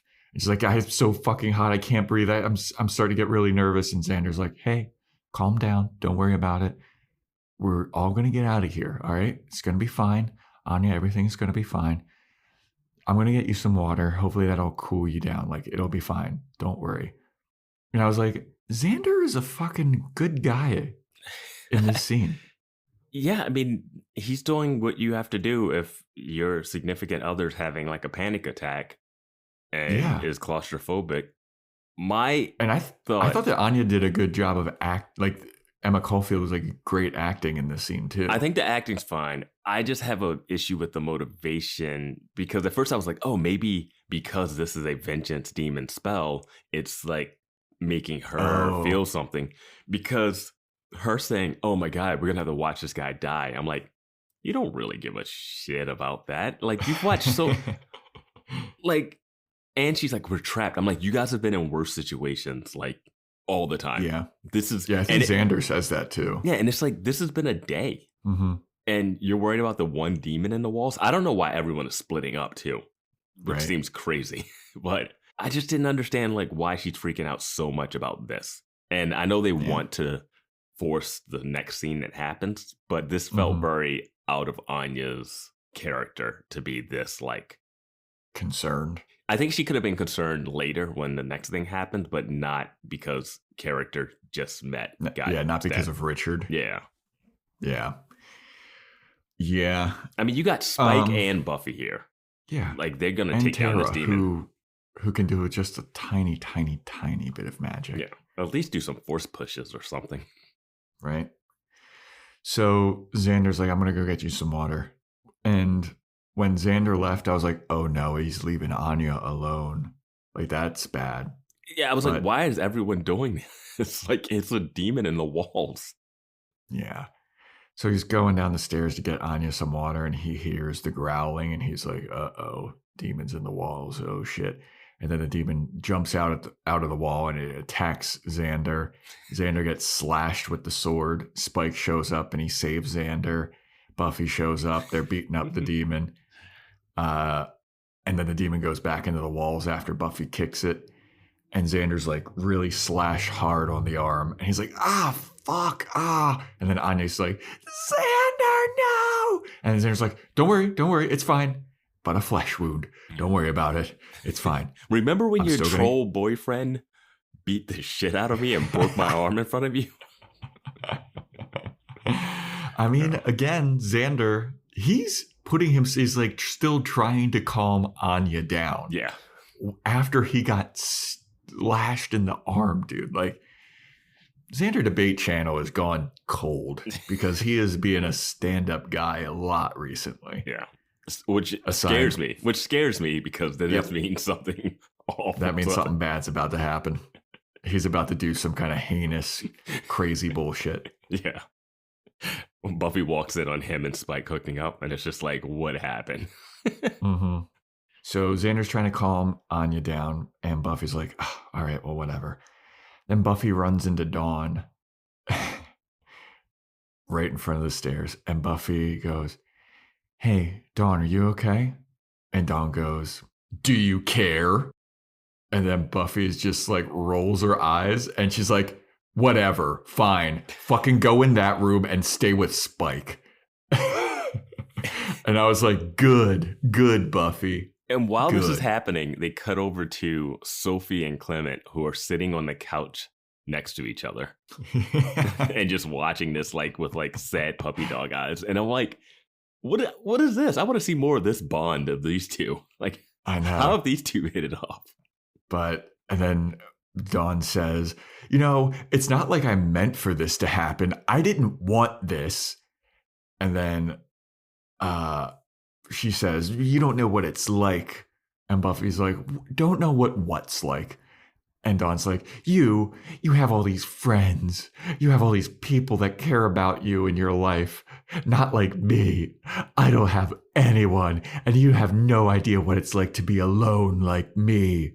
And Buffy's like, you have me. We're all your friends. And I was like, you don't know. It's not like they're your friends. They're not my friends. Buffy should have just been like, fucking join a bowling league, dude. Make some friends. I don't give a fuck. Like, and I'm like, Buffy doesn't even have a lot of friends. I know. She's got like 4 and that's it. And they ripped her from heaven. She fucking hates them. These are like the first people she met in high school. That's it. She just invited one new one over who's never coming over again. I know. He got stabbed. No, Sophie. Or Sophie. Richard got stabbed and Sophie's never coming over again. Sophie's going to hang out with Clem. Yeah. And the thing that is weird is that we make it seem like Dawn doesn't have a social life outside of the group. But we had the mom episode, the body episode, and she had a friend in high school. And she was flirting with that boy in the art class. Yeah. And then she has her friend Janice, I think her name is. Yeah. And I don't know. It seems like I just feel like they want to talk about the things that she doesn't have as opposed to like showing the things. And I know it's easier and more budget friendly to just like have her say these things without having to have the scenes. But like that scene in the school when she's just studying in class before she gets the guidance counselor note. Let's see her try to make a friend and it not work out or something. Just like, just give me one of those cheesy Saved by the Bell. Like, she gets hit with a paper ball and then people snicker at her. Yeah, just give me one of those, anything like a Mean Girls thing. Just a quick scene of like, she's not fitting in at school. It's hard for her to have friends. Just show Janice talking to other people and not really wanting to be around her. Give me something that makes it seem isolated instead of, hey, I have to go to school. I have to go to AA. I have to go slay a demon. Why aren't you paying attention to me? That's not... I need to see Buffy like say, oh, Dawn, sorry, I can't help you with homework. And then she's banging Spike. And then you're like, oh, you are being neglectful. Like, I can't see Buffy go get a job at the Double Meat Palace and then feel bad that she's not spending time with Dawn. Yeah, because she only got the job at the Double Meat Palace to support her. Yeah, I just need to see the neglect, and it's just not shown. It's fine to do the story, but I need to believe that. We saw Xander teaching Dawn how to dance for their wedding while Buffy was at work. Yeah. That is insane. That any like 20-year-old would hang out with like a 15-year-old and teach them how to dance for their wedding, and then it's like, oh, you guys are never around. Yeah, Willow lives in the same house. Yeah, and Willow can't go anywhere because she's addicted to magic, and it's just like, who? And you have Tara, who's outside of the house now, and Tara will hang out with you once a week. Yeah, that's her custody. That's how they split custody. She's got Thursdays and Saturdays. You got milkshake and movie dates. Yeah. Like, it's just not, it's ringing very hollow. Yeah. Dawn's complaints. Like, it just doesn't. We just haven't seen that it. Up. Yeah. I mean, I think Dawn's going to love 2020, though. if she likes this. So then we go to a scene of Tara trying to strategize with the Scoobs about like, man, we've tried everything. There's no way that we can get out of this. And then Anya's sitting and she's very menacing now. And she's like, we haven't tried everything. And then everyone's like, what are you talking about? What do you mean we haven't tried everything? We tried the spell and now we're out of supplies. And Anya's like, don't fucking say that we tried everything. We're stuck in a house with one of the most powerful witches that every single person knows. Like every time that someone comes into contact with her, they're like, whoa, she's mega powerful. We're in a house with her. She could do a spell. And then Willow's like, I can't. And Anya's like, is it that you can't or that you won't? And then Willow's like, I'm addicted to magic here, dude. If I do one spell, it's going to send me down a spiral and I'm going to end up banging hookers and killing. All right. It's like Grand Theft Auto. She's And on GTA. I've been talking about this conversation. Like you and I have talked about this. Yeah. About how like when are they going to have the conversation with Willow? Like you can maybe do one spell, right? Just one they little finally spell, do it. It's just one. And then Xander even is kind of like, I mean, Anya does have a point here. Like we are stuck, and you're the only one that can do magic without, totems. It is just one spell, and like you already have relapsed and we brought you back. What if, we could bring you back again? And Willow's like, no, dude, like if I start doing this, I might not be able to stop. And then Anya stands up and she's like, well, whose fucking fault is that? That's not our fucking fault. That's your fault. It's not our fault that you can't handle fucking being a magic addict. And I was like, oh shit. I know, this got real heavy. Yeah.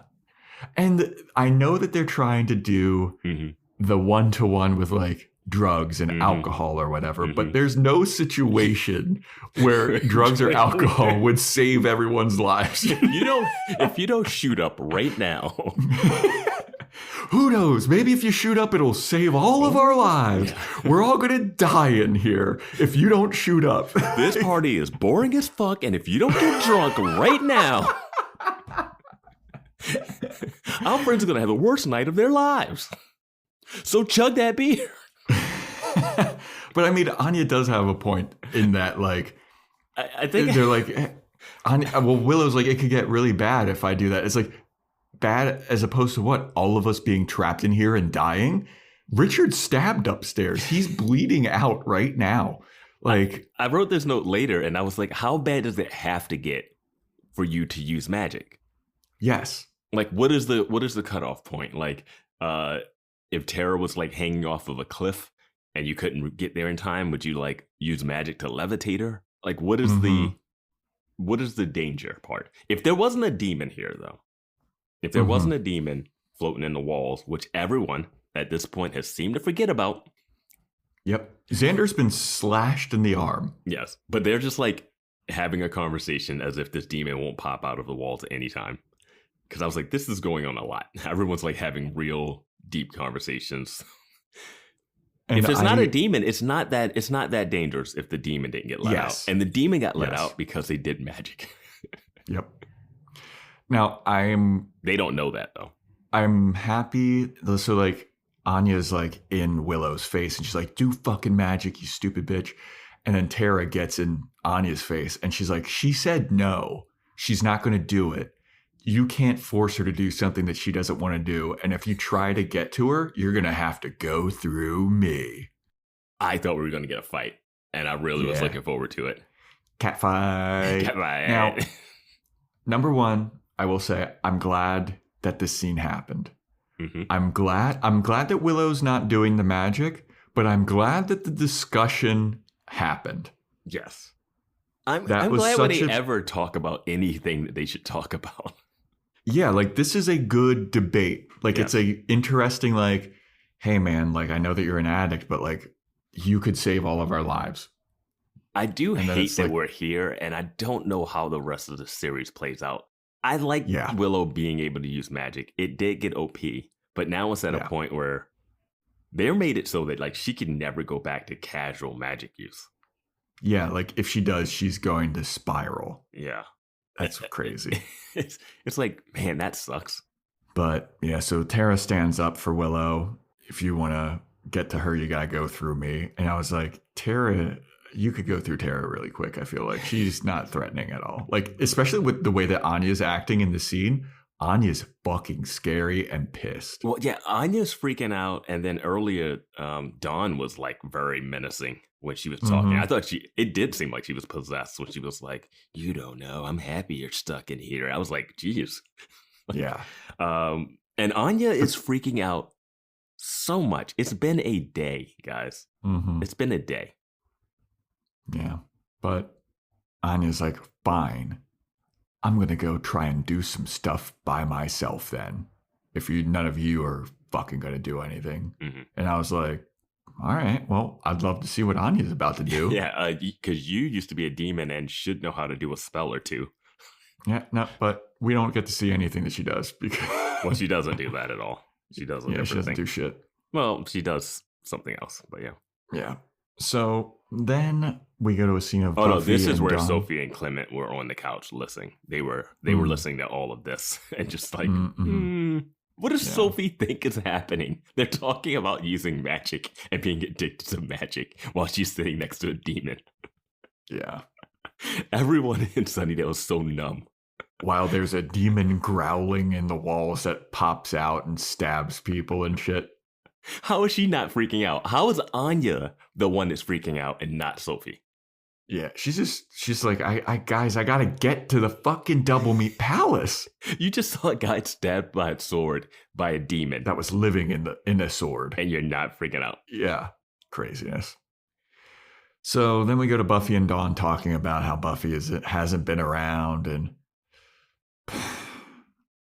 Buffy talks about how like the most important job. I'm sorry that I haven't been around, but the most important job that I have is looking out for you, Dawn. And then Dawn's like, yeah, well, that's what you sound like, my guidance counselor. And Buffy's like, guidance counselor? Mental health in Sunnydale? What do you mean guidance counselor? Who the fuck is this guidance counselor? They have those? That's suspicious as fuck. What do you mean guidance counselor? Dawn's like, oh, I thought that you probably sent her to check up on me. Buffy's like, I would never. Well, she doesn't say that, but yeah. She does go like, I didn't even know we had guidance counselors and blah, blah, blah. And then Buffy's already just like, this doesn't sound right, which is crazy that school where parents are dying left and right to mysterious causes has no guidance counselors. And earlier I thought, man, that guidance counselor has to be busy. Like that and child services, those two people, Doris and the guidance counselor, I was like, they would be the busiest people in Sunnydale. But then Buffy's immediately suspicious, like guidance counselor. And you said it's a new guidance counselor. And Dawn's like, yeah, she just came in. And Buffy's like, okay. And you'd never seen her before. And Dawn's like, yeah, no. And Buffy's like, did you happen to make a wish in front of this guidance counselor? And Dawn's like, I mean, maybe. I think I may have said the word wish. And Buffy's like, God damn it. I was like, how the fuck did Buffy put this together? Yeah, this is nitpick territory. On the same way I nitpicked the whole Trina thing last week. Which someone mentioned that Warren did yell out Katrina when she was running away, but they didn't show that in the flashback that she used to remember it. Anyway, and this is just so convenient for the story to just keep moving on. It's a nitpick, Absolutely. It's fine, but it's like no way you would even think about vengeance demons. One, you weren't even really around when Cordelia made the wish. She wasn't there. And since then, so much has happened in your life since you had to deal with a vengeance demon. That wouldn't even be in the forefront of your mind. Yep. Especially because you're dealing with another demon that's growling through the house. Yeah. Like you wouldn't be like, oh, well, this has to be a vengeance demon, obviously. Yeah. Like Buffy's the world's greatest detective. Exactly. Like it was crazy when she put that together. Yeah. That's why I was just like, bullshit. Like if she was like, what did this guidance counselor look like? And then sketched it up and then they did an overlay of a demon face on it. And she goes, oh, that's Helfric. That would make more sense than her being like, did you make a wish? And then Dawn has to be like, I said a bunch of stuff, but I don't remember my exact words. Yeah. I'm not taking notes on this show. So then we go to Anya. She's rooting through a bunch of books and she's like, there's got to be something in here. There's got to be something in here. And Xander's with her. He's like, hey, Anya's fucking stop. And Anya's just like throwing books on the ground and like, there's got to be something here. There's got to be something here. she's going through Dawn's Yeah, room. because she thinks Dawn had something to do with it. So she wants to figure out what Dawn did to make this happen. Then Buffy and Dawn show up while this is going on. And Dawn's like, hey, stop it. And then Anya opens up Dawn's box of stolen goods and she pours it all out onto the ground. And then Anya looks down and she's like, what's this? Half of this stuff is from the magic box. She picks it all up. And I'm like, the magic box selling a bunch of crap.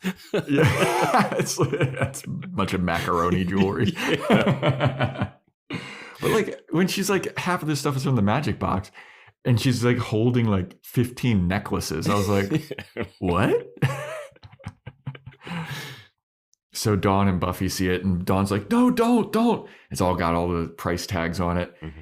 And Anya's like, have you been fucking stealing from the magic box? That's my store. What are you doing? And Dawn, how could you? And Dawn's like, ah, and she runs off. Well, this scene also had another one of the things I really hate. And it happens in rom-coms a lot, and which that miscommunication. But the person, because Anya's going in there, Buffy comes in, she's like, oh, Anya, I don't think it's not really Dawn's fault. She doesn't just like come out and say, hey, it's not Dawn's fault, it's a vengeance demon spell. Just come into the room and say that. Instead, she's like, well, hey guys, it's not actually, if it, like she's stuttering and stopping herself from saying the thing that she should just yell out. I also wanted to go back to the scene with Dawn and Buffy talking about being alone and stuff. Sure. I feel like there's something deleted from this scene. Because it goes in, because the first scene they talked about, like, I'm alone and I just feel alone all the time, right? And it was like, oh, is this going to be like a metaphor for, because at one point she's like, I don't know why I feel this way then. She's like, you're not alone, you have friends or whatever. And then Dawn's like, then why do I feel this way? And then we cut to the scene and Dawn and Buffy are talking. And then Buffy says, yeah, I wish you would have told me all this. And I was like, wait, we missed the middle point. Because I feel like there's something that's bothering Dawn more than Buffy just isn't around. I felt like we just like skipped over something because they got to the end of their like, they were sitting there and like having a good time of like relating. But we missed the middle of that conversation, I feel like. Yeah, man. But anyway, so they all figure out that Dawn's been stealing and Anya's confronting her and she's like, how could you do this? How could you do this? Anya chases after Dawn in the slowest walk down the stairs chase scene. Yeah. Oh, yeah, I can't leave the house, but I guess if I walk downstairs, that'll get me away from the stolen goods room. And Anya's like, you stole from my shop. You stole from my shop. And then Buffy's like, this has got to be some kind of misunderstanding. Dawn would never. And then Buffy looks over at the leather jacket. The greatest detective in the world. And she remembers that the security tag is on it. And she's like, Dawn could, nah. Oh, yeah, wait. And then Anya's like, I can't trust anything you say anymore, Dawn. How can I trust that you're not behind this spell? You've been lying to us this whole time. You've been stealing. And then... Can I just go back to Buffy and the leather jacket for a minute? How did you think Dawn paid for it? Right?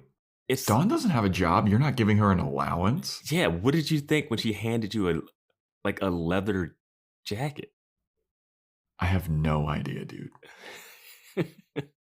Like you couldn't put two and two together when you got a leather jacket from your 15-year-old sister and it had the tag on it. You couldn't be like, oh, she probably stole this or something. Yeah. But somehow Dawn or somebody or Buffy like mentions like, oh, it was just a wish. I didn't mean for this to happen. And then Anya's like, wait a minute. You talked about this to your guidance counselor? Was your guidance counselor wearing an amulet? And Dawn's like, I mean, yeah. It's like, did it look like this with a bunch of red spikes around it? And Dawn's like, yeah. And then Anya goes, Halfrek, get out here right now. And Halfrek comes out and she's like, you rang? Well, Anya also says only a vengeance demon can reverse a wish. Yeah. Mm-hmm. And Halfrek she's calling for Halfrek, but then the demon in the walls comes out and he stabs Halfrek and she falls to the ground and Anya's like, Halfrek, no! I started laughing so hard at this scene. Yeah, that was great. My notes, Halfrek shows up and gets stabbed by the demon in the walls everyone has forgotten about. Yeah, she crumples to the ground. Then everybody starts to fight. The demon from the walls. Buffy and Spike are fighting the demon. Buffy stabs it through the wall and traps it in the sword again. Easy peasy. And then, yeah, Easy that was peasy. real simple. she stabs it through the sword, breaks the sword, done. Yep. And Halfrek isn't dead like everyone suspected. She's just gets back up and she's like, but a flesh wound. Now, my biggest thing with this is I think Anya believes that Halfrek is dead when she gets stabbed through the chest. But she's like, oh, let's get the amulet. You know, like she's not freaking out about her friend who she has recently reconnected with being dead in front of her. But she was freaking out about Richard possibly dying. Yeah. She was freaking out about Richard, but not the vengeance demon that she called to invite to her wedding. And the vengeance demon she summoned again, who got stabbed. No remorse for that. No, she just wants to get the fuck out of here. It's too hot in here. But anyway, Halfrek leaps up and she's like, ta-da, I'm not dead. That was but a flesh wound. And Anya's like, whew, thank God you're not dead. And Halfrek is like, you thought I was fucking dead? Like, you were a vengeance demon. You know that it's like way harder to kill us than that. Yeah, it's not that easy. And Anya's like, never mind all that. Why the fuck did you do this? Why did you trap us all in here? Like, we're your friends. Like, I'm your friend. I invited you to my wedding. Like, what are you doing? And Halfrek is like, I did this. Wait a minute. And then Spike is like, Halfrek? And she looks over, she's like, Spike? Or she goes, William? And then they have a moment of like acknowledgement. And Buffy's like, you two know each other? And they have a little awkward pause and they're like, yeah. I wish they would have cut to Tara crossing her arms and looking at Spike, because that would have fit her the whole episode, right? Yeah. And Tara, I think instead, she's like, wait, or somebody says something like, Tara does say, she asked the question that I had written down in my notes.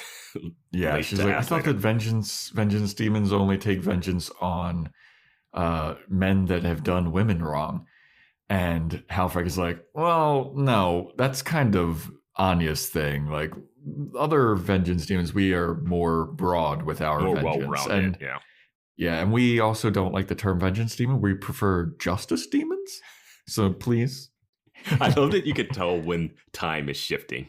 Whereas like political correctness is now starting to shift into the it's like food allergies and political correctness is starting to shift into the mainstream. But then Anya's like, oh, please, that's my thing. As if all of your vengeance doesn't have to do with bad parenting. Chew daddy issues. And Halfrek is like, well, yeah, I did say that I was here to do some work while I was in town. And I needed to come and help this poor girl that has been so sad and lonely. And I could hear all of her screams all throughout the city. And none of you fucking noticed? How could you not notice this? And you're not paying attention to her. I mean, if you guys would have paid even less attention to her, she would have turned invisible. Like that bitch in season 1. And she's just guilt tripping all of them. She says and they Dawn's deserve to like, be cursed. Yeah. She says they deserve to be cursed. In my note, I wrote, Richard, Clement, and Sophie don't. Why are they trapped in here? Well, why does Anya and Xander, like, what? Why do they? The only one that deserves to be cursed, I guess, would be Buffy. And I don't think she does. Yeah, she doesn't. None of them do. This argument. Buffy sacrificed herself to save Dawn. Then her friends ripped her from heaven, and now she made a social worker go insane. And then she gets a job. All of this for Dawn, so she can keep hanging out with Dawn and protecting Dawn. Buffy got ripped from heaven, had to fight a biker gang, see her dead Buffy bot, and then had to save Dawn again from the same tower she had leapt from within hours of coming back and crawling out of her own grave. But no, she should spend more time with Dawn. Yeah. Buffy's being a real bitch. Yeah. I just don't know how you could. They just got to show something to really get me on Dawn's side. I don't see the neglect. Yeah. So then after Halfrek is like, yeah, this is all your fault for not paying attention and taking care of Dawn. And now you've all learned your lesson. So Halfrek out. And she tries to disappear and she can't. And she's like, Halfrek out. And then Anya's like, hey, numbskull. Your spell is still in effect. You have to undo your spell. And then Halfrek is like, oh, right. Yeah. Oh, undo the spell then. Halfrek out. And then she disappears and the curse is lifted. And everyone's so happy. I thought it was clever that she couldn't leave because of that. Well, I thought it was bullshit because it's like she was outside when the spell started and then she can be summoned inside and then can't leave. She's the originator of the spell. Yeah, I mean, it doesn't logistically make sense, but the curse is that you can't leave, not that you can't come in. We never get a chance to see that people can't come in, which is a nightmare scenario. Well, maybe it would be like people can come in, but then they can't. They can't leave. Okay. I mean, the wish is you can't leave. But also, I don't think this is not exactly what Dawn wanted. And I can't understand why Dawn is happy that she can never leave her house again and she's stuck with these people forever. Like that. Yeah. And they don't freak out big enough for when Helfrich's about to magically leave. Like, she's about to curse you guys to be stuck here forever. And Richard's dying upstairs, guys. Like, they completely forget about Richard, dude. It's been over a day. Yeah. Like, he is fucked. We got to get him out of here immediately. No, it's fine. No, it's fine. I put enough peroxide on that wound. Put some Flintstone vitamins in it. He's fine. Remember when Giles was on death's door and then Dr. Intern Ben came with just one bag of medical equipment, put a Band-Aid. He's fine. I mean, he was up and fighting the next day. Yeah, Giles was up and killing the next day. Yeah. So the curse is lifted. Halfrek leaves. Willow and Willow and Tara have a little talk as Tara's like packing up all of the magic stuff that Willow kept a secret stash from everybody. And Willow's like talking to Tara. She's like, thanks for saving us. The only reason why I kept some magic stuff was just in case, things got really bad. And what if we needed to use it? And I was never going to use it, but like I needed to have it like just in case. And Tara's like, don't worry. It's all good. And Will's like, no, but like I just wanted to keep it just in case. And I just needed to have it like just in case if things got really bad. And Tara's like, well, you know what? Things did get pretty bad today. And you know what? You still said no. And I'm proud of you for that. And I'm like, are you serious? You're proud of her? Like, you could have all died. Yeah. Richard was dying upstairs. They said he needs to see a doctor immediately. Richard's not a real character. Except for Anya, who really cared about him and never really said a word to him. We talked to the cops. They're like not important. Like he's not even supposed to be there. It's like not a problem at all. Like don't even worry about it. Oh my God. Oh, yeah. I mean, I get the sentiment is if you're going with the drug metaphor of like, hey, you know what? You went to that all-you-could-drink buffet and you didn't have a drink. You did it. Yeah. The open bar and you got over it.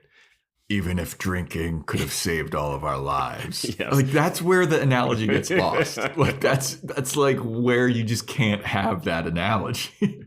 We needed you to smoke all of that crack to save those babies. And you did. That's basically like your Popeye spinach is crack. Yeah. We need you could have saved us all if you just did a little bit of crack. Yeah. But no, you're so noble.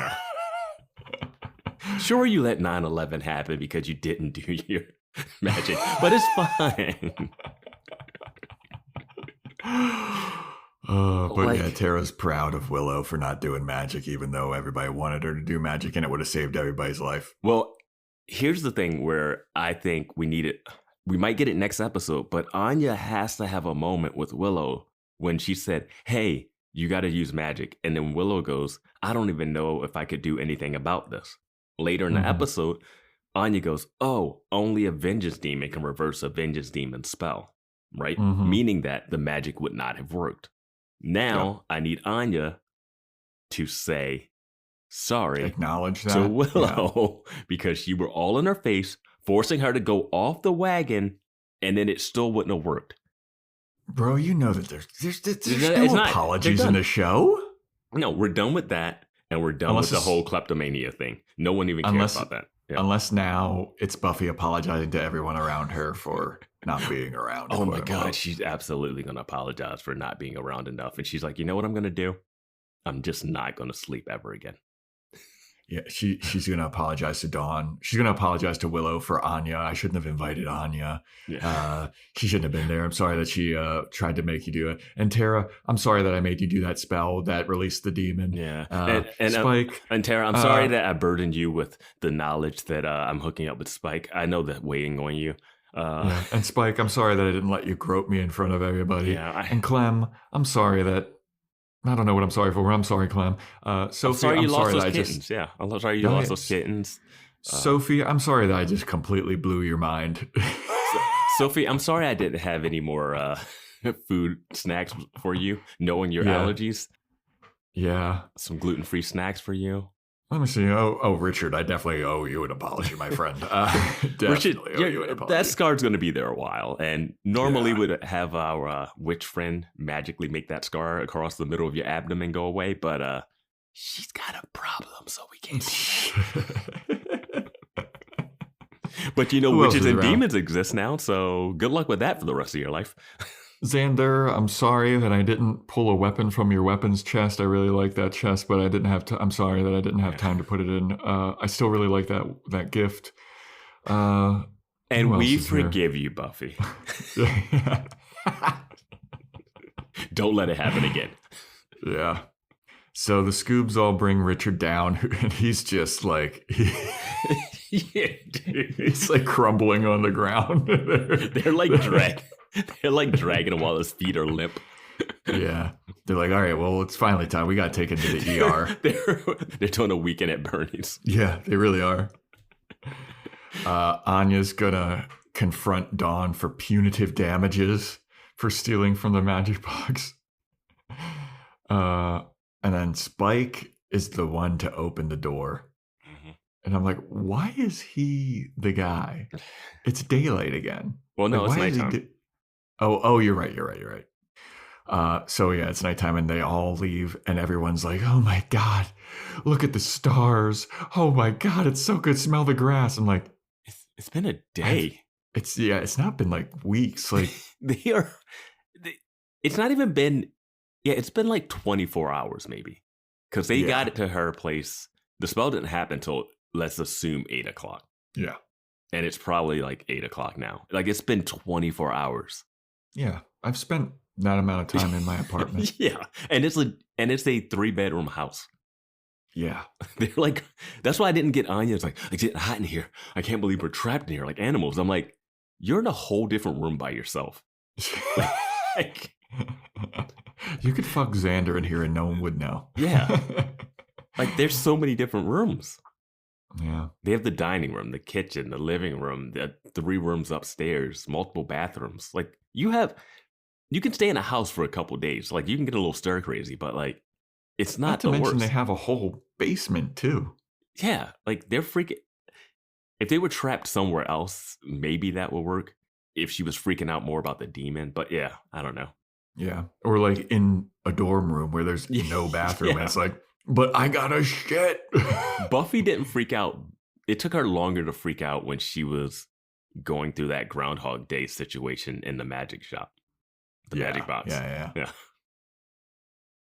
But everybody leaves. They're all amazed by the stars. And yeah, wait. Why didn't Buffy think it was the trio again? Why did she jump to Vengeance Demon? Yeah.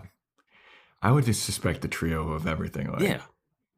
It's crazy that she leapt to Vengeance Demon. Like when she put that together, I was like, bullshit, Yeah. dude. No fucking way. Yeah. But so then Buffy's looking out at everybody enjoying the outside world, and Dawn's in the background, and she's like, Dawn doesn't say this, but she's looking at Buffy like, you're gonna leave me, aren't you? You're gonna leave me here alone. No, you didn't even fucking learn your lesson. But Buffy instead turns to look at Dawn, and she closes the door, and she's gonna spend a good time with Dawn. And that's the episode. And Dawn is grinning ear to ear because Buffy's staying home with her. And I get it, but I hate it. Well, Buffy needs to give her a talking to.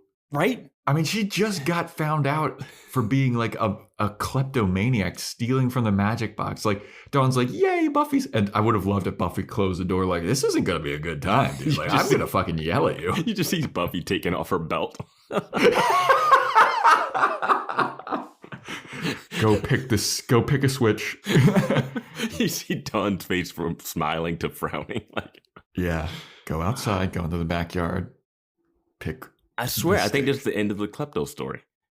Probably is. Because now Buffy's going to spend so much time with Dawn.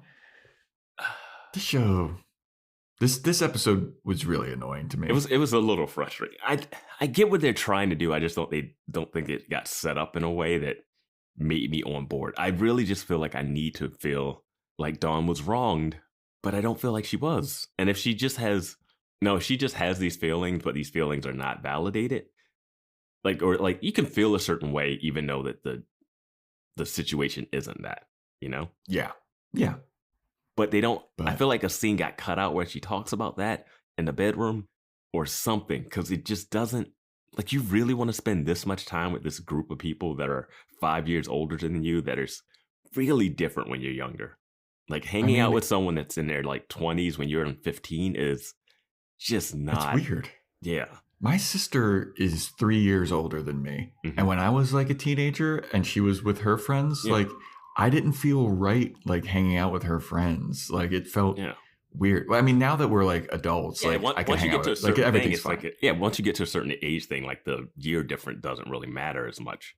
But like going from like 12 to 18 is a lot different than like, 30 and 36 or something, you know? Yeah, because Dawn's 15 and Buffy, I guess, would have just turned 21 or... Yeah, she's got to be turning 21, yeah. Like, they have like a 5-6 year age gap. Like, that's pretty big. Yeah. Like, me and my sister 3 year, like, that's brother and sister, like, hanging out in those teenage years. That's pretty big. And it's interesting to me because Dawn isn't someone that came from nowhere, that has no school stuff, no school friends, no anything. It's not like she showed up in season 5 and was like completely new and didn't have a whole life outside of Buffy. Like, what were you doing? Like, that's why I want to see some of the high school scenes with Dawn inserted into it. Like, were you hanging out with them? Is this just like a byproduct of the mom passing and you haven't really dealt with any of that? I just don't. Possibly. But yeah, like, it's just inconsistent and it doesn't add up. Buffy could have just... You were in golden time with Buffy. Buffy died for like, what, was it 3 to 6 months or whatever? Yeah. The fact that she's even alive and around is just like a bonus. Yeah. It's a miracle that is happening, and you're like just guilt tripping her the entire time she's been ripped from heaven. Yeah, I mean, like, this is just like, okay, great, you're back. I'll just if I could spend 5 minutes with you, like, talk about people that have lost people. If they can be like, if I can get like an hour with a lost loved one again, they would do it. Mm-hmm. Yeah. Meanwhile, you got her there, and you're just, you're not spending every waking second paying attention to me. Oh, you didn't like my gift as much as Xander's. Fuck you. Yeah. Oh, you guys rather not be trapped in a house all day, 24 hours because of me.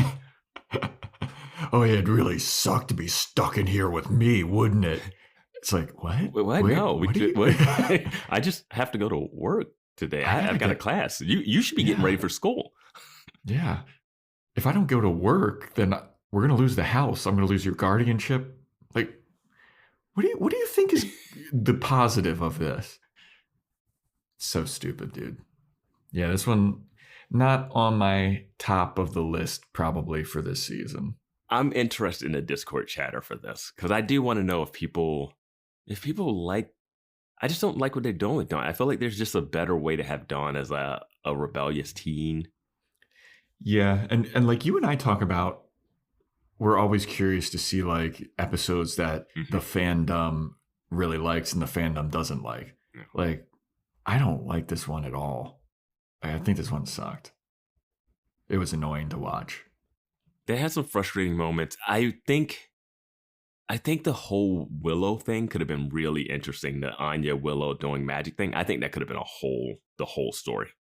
Like that for me is super interesting. But then Buffy's not even a part of that. Buffy's not even in a room. Like I said, like that conversation is a good moral dilemma type of thing. Like I fucking love that shit. Yeah. And they do it for like 3 minutes and then it's over. Yeah. And then at the end, it's like, next week, are we back with the trio and trying to track them down and we're going to forget everything that was said? Yeah. It just reminds me of the episode when Buffy came back from LA and all of her friends were mad at her and all the dead people and they were yelling at each other and then dead people attacked. And then by the end of it, they were all cool again. And you were like, you guys never got past the stuff that was bothering you. Yeah. But anyway, that is Older and Far Away. You got anything else to say about this episode, Vance? No, I am happy that Tara asked about the Vengeance Demon thing. Yeah. Because, yeah. And I was actually like, oh, how did they get out of the wish verse last time? And it was like, oh, Giles somehow smashed the amulet. Yeah. I forget how he got his hands on it, but yeah. So the next episode is titled As You Were. As you were. Willow starts doing magic again.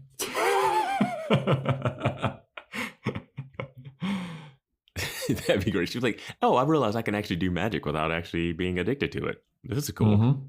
I should probably still keep this a secret from the girl I want to win back. Yeah.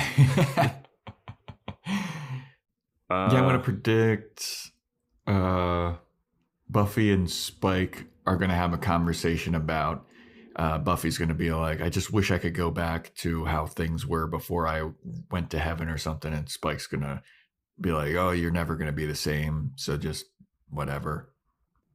I think we're going to get weird flashback stories. That's what I'm going to go with. Is this the episode where we see Dawn inserted into the old Scoobies? No, I don't think they have the guts to do a double Dawn. Yeah.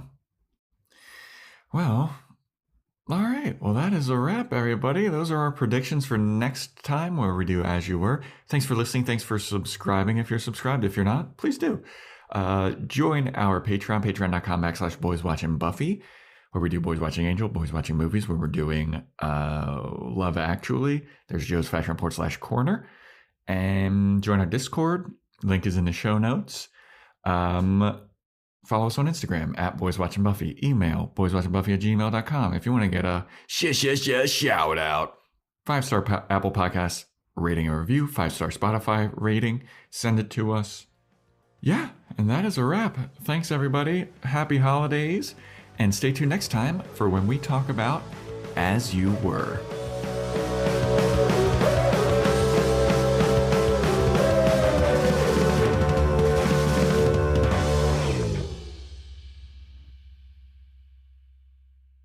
I thought vengeance demons only punished men who wronged women.